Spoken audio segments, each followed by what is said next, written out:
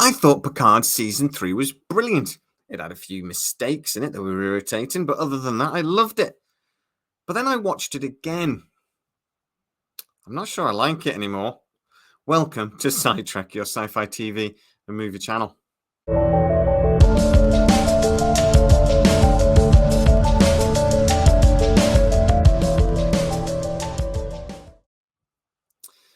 So, I really enjoyed Picard season 3, and even after watching it again, I will still say it is a vast improvement on seasons 1 and 2 of Picard. It's a million times better. It makes more bloody sense in almost every way and was way more interesting, more rounded, better written, everything. But I think I might have got swept up with the nostalgia of Picard season 3 a little bit. And I actually think watching it again, I didn't enjoy it anything like as much as I enjoyed it the first time round. Now, before I get into explaining why I'm actually thinking now that this wasn't as good a show as I thought, let's get into things I loved. Worf in this season was brilliant. Riker was actually brilliant, and the way Riker bounced off everybody in this season, to be honest, was an absolute joy. Riker, in most of the episodes, was the linchpin of everything. He was bouncing off Picard, bouncing off Worf, bouncing off Seven of Nine. He really was probably the most important character in the entire series. I would actually argue way more than Picard was. I liked Geordie LaForge's return, even though I thought he didn't get as much screen time as he deserved. And Data, we'll leave that for a second. I'll come back to it. But there were really strong bits of this series, mainly being Captain Vadek, played by Plummer. Now, she was amazing. She chewed through every scene. She was absolutely fantastic, glorious in every moment. I was gutted she died in the way she did, and she didn't make it to the finale. But in all honesty, I liked the way the changelings were brought into this. I know some of the commentators have actually argued that why would you bring in a villain from a show that was nothing to do with the show you're basing it on? There was nothing to do with the Next Generation, basically. But I would argue, hey, this is a Star Trek villain. The reason why the villain was there, the reason why the villain was helping the Borg, in fact, made sense. That was one of the main things I liked about this series, was that it was logical. Some commentators as well have argued that actually bringing in the Borg was a massive disappointment. Well, I can say that I think it was foreseeable. I knew from around the second episode, actually about 5 minutes into the first episode, there were so many Borg references and Wolf 359 references. I'm like, yeah, this is going to be the Borg. The way they brought in that thing about using the transporters to assimilate as many people as possible and take over the fleet that way, I thought that was genius. The only thing I had a problem with is that it was only affected people that were under 25. But again, we'll come back to that in a minute as well. So what didn't I like about Picard Season 3? It was quite repetitive. There was a lot of parts in this series that actually were just pretty much carbon copies of the Star Trek movie, The Wrath of Khan. There were several things about how, for example, Beverly Crusher having to contact Picard was mirrored again with Kirk and his ex-wife, that Kirk then met his son, Picard met his son. Lots of the battles with the Shrike really reminded me of, again, the battle between Kirk and Khan. So I just felt that they'd took a movie, which was good, and they'd copied it. Now, this has been done before. You could argue, actually, that a couple of the J.J. Abrams movies kind of did the same thing, that they took the movie that they were mirroring, the motion picture, The Wrath of Khan, The Search for Spock, and they just sort of then did their own version of it. But with Picard Season 3, they pretty much repeated it almost to verbatim in parts, to the point where once you realized what you were basically watching was a stretched out version of The Wrath of Khan, you could actually predict what was going to happen and, well, predict it quite accurately. Another film I thought that they basically ripped off a fair bit was Star Trek First Contact. I mean, to the point where they took a little bit of the Locutus storyline, for example, from The Best of Both Worlds, which they referenced constantly. But then the actual scene where Jack was taken and became Locutus was pretty much ripped straight from First Contact. Instead of it being Data, it was Jack Crusher. Picard had to come in, have that big conversation with the Queen. I don't know why the Queen didn't just go dead, but she didn't. And basically, almost, again, scene by scene, it's a straight-up copy of the First Contact finale scene. Now, this leads me into whether this was just an exercise in fan service. Now, I don't have a problem with fan service in a way. I think sometimes filmmakers, TV makers, etc., they have to do something original. They have to do something a little bit different. And, if they get accused of doing the same thing again, it's almost like a death nail in their coffin. But actually just doing what the fans want from time to time isn't a problem.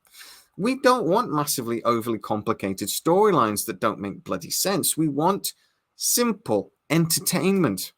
Sometimes we do want to be reminded. We do want nostalgic episodes that remind us of a good old day when, we were watching The Next Generation for the first time all those years ago. But when you have an entire series that over and over again, that's all it's doing, it doesn't necessarily make for a show that you want to watch more than once. And this gets me to the repeated mistakes in the series that were silly. Now, some of them were just continuity errors, not a major problem, but some of them were quite major ones. Now, I've done a video talking about the Enterprise G and how it was renamed from the Titan. In all honesty, I can't help but think the moral of the story, and we're going to wander into the Borg again now, but the moral of the story for Picard Season 3 is that old things are cool and anything new is crap. And on a very simple level, that's kind of what it's saying. I mentioned the Borg and how they only assimilated the over 25s. Now, they came up with some very vague biological reason why that would be. But in all honesty, it really should have affected everybody. And if you think from an actual plan, if they'd have planned to only take over the 25s, that's a stupid way of doing it, because you're basically creating an opportunity for your enemy to defeat the under 25s. You would just assimilate everybody that went through the transporter regardless. You might miss a couple that way, but in the Federation at this time, 99.9% of Starfleet would all of a sudden and instantaneously become the Borg. So it doesn't make any sense that it was designed that way, and it doesn't really make any sense from a biological point of view why that would be the only way it could be designed. So that was a problem. It was set up because they needed to be able to defeat the Borg. So the original crew had to survive the assimilation and be able to fight back. But with all the woke culture at the moment, with all of the negativity through the internet and through YouTube, and basically a lot of people shouting that, the youth of today are really the problem in society. I mean, you could argue that every culture ever has always blamed the youth of today, but that seems to be really active at the moment. And Picard Season 3, unintentionally, I assume, is basically reinforcing that belief that everybody under 25 is the Borg and they're the problem. And really what we need is the older generation to come and save us. I'm sure that's not what Terry Matalas meant. But between that and the Enterprise renaming that made no sense, I don't know. It feels like that's the moral of the story. Now, with somebody over 25, I'm kind of okay with it because I didn't want to be assimilated. But the story has to be logical. And I'm afraid, once again, for New Trek, it just wasn't. Data was always my favourite character. When he died at the end of Nemesis, I was genuinely cut up. When we saw B4 at the end starting to sing the song, I thought, oh, Data could come back. I was actually quite excited. I've always been a massive fan of Brent Spiner and his acting ability.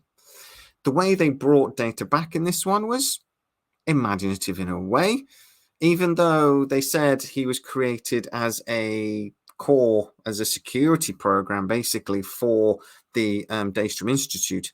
It didn't 100% make sense that they'd actually built him the way they did. They could have just built a positronic brain and done it that way.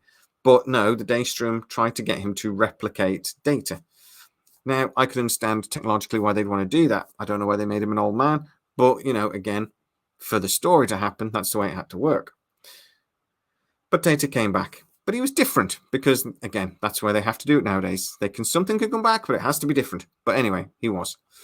The whole scene between him and Law, when he was giving him his memories. Now, I can kind of follow why they were doing it, because he was absorbing those memories. So by absorbing them, he became more Data. But the way they did it was if Data had defeated him by doing that.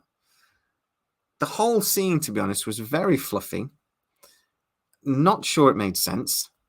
And I can't help but think there would have been a better way to do it. The worst thing about this bloody series, and I didn't like it the first time round, and I hated it even more the second and third time round, was the space babies. A nebula exploding and turning into billions of space jellyfish didn't make any sense. If nebulas ever exploded like that, I'm pretty sure scientists somewhere would have noticed. It doesn't really make sense, again, in any way. I thought when they were dropping into the nebula, again, very Wrath of Carney, that the biometric energy that they were detecting was something to do with the changelings, that maybe they'd created a new link in the middle of this nebula. So what they were actually detecting was that changeling link. Even though it was a lake that we saw on the changelings' home world, maybe this version of the changelings were existing within this nebula. They were hiding there, and they'd taken on, a gaseous form. I don't know if that's possible or not, but a gaseous form within the nebula, and that's how they're surviving. But then when it turned out to no, it'd just be a massive space egg, I just thought, why did it go off while they were there? It would have made more sense if something to do with the battle that was going on was what actually triggered the birth. Then I could have followed it a bit more. I would have gone, okay, they triggered it. They cracked the egg sort of thing. But that wasn't the case.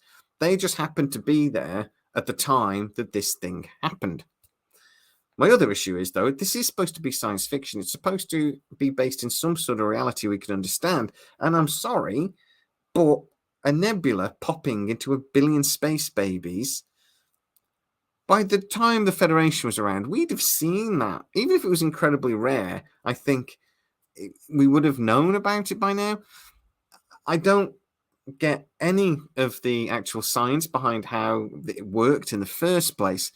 But even the fact that it did, I just think nobody had ever seen it before, ever. It didn't really make sense to me. I thought it was cheesy. I thought it was badly written. And even though I understand why they did it, to help Riker sort of like re-find his imagination and his joy for, exploring, I just thought it was stupid. And to be honest, watching it again, it's even more stupid. So I loved Picard Season 3, and there are bits of this series that I really do love. But to be honest, the nostalgia just overtook me. I enjoyed it because we were seeing the Enterprise D again, even though that was incredibly predictable. I enjoyed seeing Riker and Worf and Geordi and Data and everybody else again. But once the nostalgia and the excitement of that passes, it's just another Star Trek show. Terry Matalas did a much better job in lots of ways than other people behind Star Trek recently have done. And it actually does stand up against a lot of sci-fi that we've got around at the moment. But I compare it to The Next Generation. I compare it to Voyager, and I compare it to Deep Space Nine. And I'm sorry, but everything New Trek has been doing doesn't stand up against those shows. Strange New Worlds came close. Actually, I loved Lower Decks, even though I'd say it's completely different. It's not really Star Trek, even though Strange New Worlds is going to bring it into Star Trek in the next season. I'll do a video on that at some point. And to be honest, Prodigy, again, is a kid's show. None of it's really Trek. I can only hope that Stargate does return, as you know, we talk about a lot on this channel, very soon, because for me, I'm losing patience with the Star Trek franchise. I actually said if Picard Season 3 was bad, I would turn my back on Star Trek and I would never watch it again. And I am a Trekkie. It was good enough that I'm not going to do that.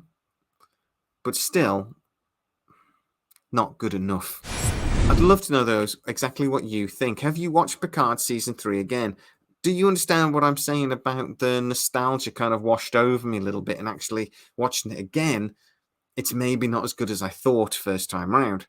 Or am I talking absolute rubbish? Was this brilliant Trek and, I should stop moaning? Get into the comments and tell me exactly what you think. If you are new to the channel, please like, subscribe, hit that bell notification. It really helps us out, and you'll never miss any of our new videos. /SideTrek. For a small contribution each month, you can see most of our new videos first and without the adverts. And there's even an option for a 7-day free trial. As always, please stay safe, and I'll see you next time.